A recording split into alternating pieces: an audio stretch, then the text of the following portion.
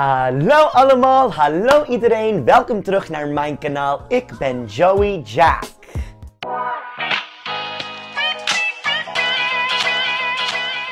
Dankjewel voor het kijken. Thank you so much for tuning in and clicking on this video. And I really just wanted to make this video because every single question that I get on my Instagram from an expat or from somebody outside of the Netherlands is, Joey, I need your help. How can I move to the Netherlands? Because your videos make it look like the best country on earth. And my answer to that is, yes, it is the best country on earth. Toch? And I know that you guys watching can also agree with me. And I really wanted to make this video to help you guys out, to really let you know how to get your booty to this Dutch country. All right? Before we get started, I'm going to ask you, kan jij alsjeblieft abonneren? Can you subscribe? And also I'm going to ask you, check out my Instagram. You know I'm always going to say it, but I think it's fun. So I think you should definitely check it out.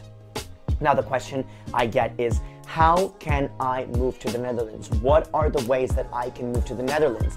Other questions I get is, Joey, I'm not dating anybody who's Dutch. Joey, I'm living in Arizona and I don't like it up in here because them Republicans are coming for me.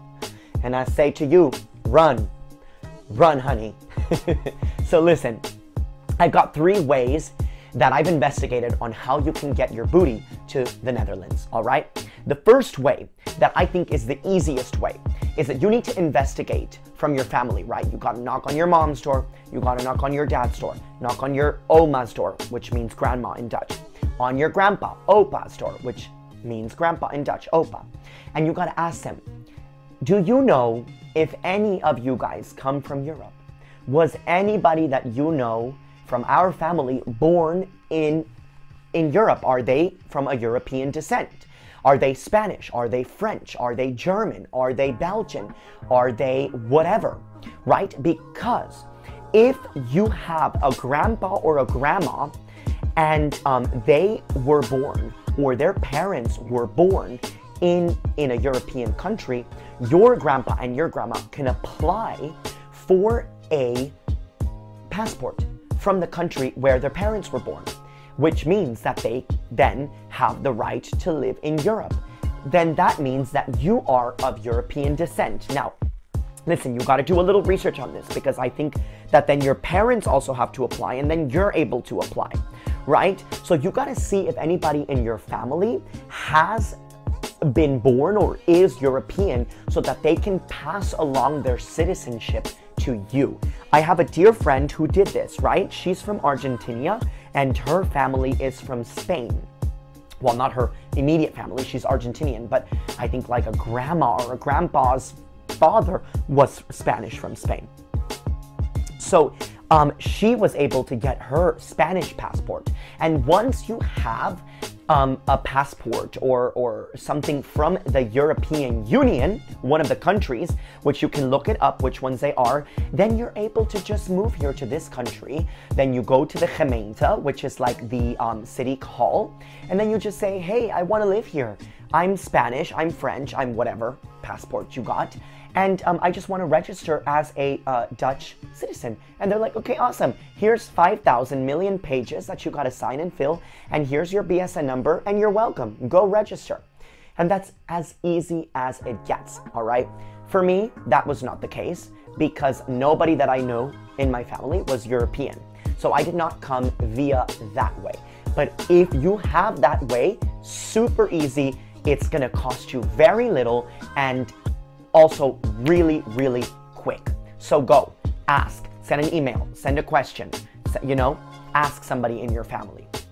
The second way that you can come into this country is by being a highly skilled migrant, a highly skilled employee. So what that means is that a Dutch company or a company that is here in the Netherlands needs to hire you. So they are going to ask the government to let you come to this country on their behalf. Now, y'all, I'm not gonna sugarcoat it because I'm Dutch and we're really forward and blunt, but this is, I think, the hardest option if you are not working in IT or in, I think, the medical industry, all right? Here in this country, we have a lot of marketing people. We have a lot of, everything else. We got a lot of really highly skilled Dutch people. So it's pretty hard for a company to prove to the Dutch government that they were not able to find any Dutch person to fill this job. So that's why they need you. Now, like I said, that's really tough, right? So you really have to have that one skill that that job is looking for and that they cannot get in this country. So you really, really got to look into that. So what has to happen is that the Dutch company or the company that wants to sponsor you has to prove to the government that they've already been searching for a while to get a Dutch person, but they just can't find anybody, therefore it's you. Another thing that is a little bit tough is that the salary has to be pretty high. Now, if you're really highly skilled, that's not going to be a problem, right? Because usually for highly skilled workers, the salaries are pretty high. But if you found a company that wants to sponsor you and it's like a small little company and they don't have a lot of budget, yeah, that's going to be tough because they have to prove to the government they can pay you this amount of money. The cool thing about that, though, is if you come in this country as a highly skilled migrant, then you get to put on the 30% tax ruling, which means that you only pay 30% taxes. And I'm so sad that I was not able to get that, because I think that's amazing. 30% taxes. Who wouldn't want that? You would. Don't lie to me. You know? That's the second way. The third way, which is the last way that you can come into this country, is by being sponsored by a partner. It doesn't need to be married, but can be a husband or a wife, a boyfriend or a girlfriend, a partner, right? A family member, somebody that can sponsor you, right? There's rules on this behalf and there's rules. So I'm going to talk about being sponsored by your partner or your husband and wife.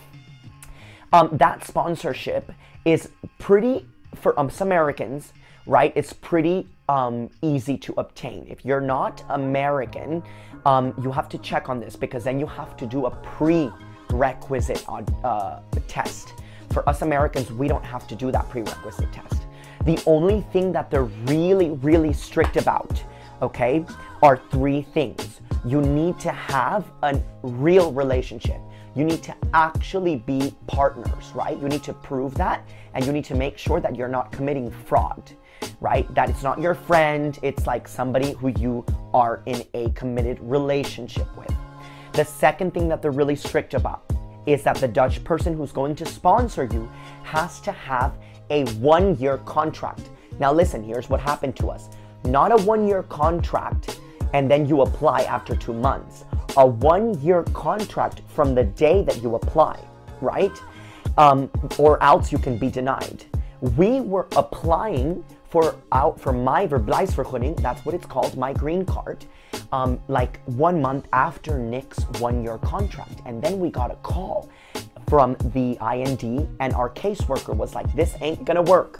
You gotta get your job to extend you for another 2 months so that it can actually be a year from when you applied. So what you gotta make sure is that your partner has either a 1-year contract, 2-year contract, or an indefinite amount of time contract, okay? From the day that you apply.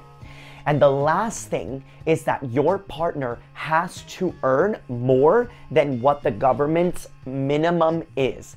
And when we applied, that was 1,800 euros. So that means that your partner's job has to earn them on paper, on contract, more than 1,800 or more for you to be able to be sponsored. The reason why is that because that is what the government has decided is a good amount of money for in case that you, right, come into this country. They don't want you to start leeching off the government and get, you know, bystand and get all of these what's it called, like social benefits that Dutch people have paid for. They don't want you to come in on day 1 and be like, I'm here for all your money. Thank you, alsjeblieft. No, they want you to come in here, find a job, and start to become a part of society and giving back with your taxes and everything. So the government has decided that 1,800 euros is a good amount of money for you both to be able to make it happen. If you have a family and if you have more like children, that's going to be a different case, right? So those are the three methods.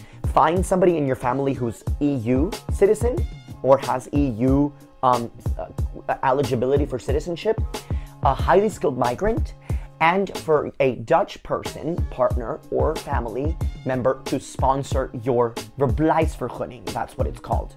All right? I hope this answers your questions, and I really wish you so much luck if you want to get to this country. Make it happen. Do it. Fight however you need to fight, and it's going to be amazing. All right? I'm sending you so much love if you're looking to come here, and reach out to me on my Instagram if you have any questions, and I will see you guys in my next video. Bye!